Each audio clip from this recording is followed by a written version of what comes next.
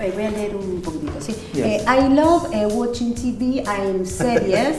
Silence, please. I love prefer documentaries.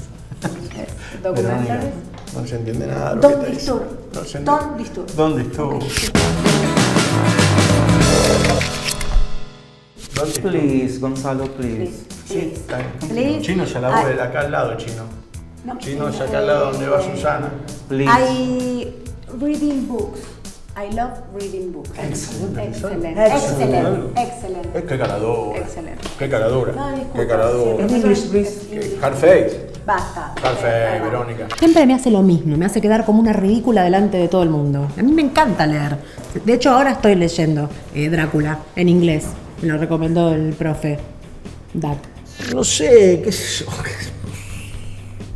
Capaz que estuve mal, ¿viste? Cuando le dije algo, pero tenía la sensación de que... Una sensación de que se estaba queriendo levantar al profesor.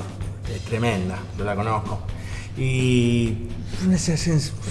¿Qué sé yo? No sé. I don't know. Really. I don't know.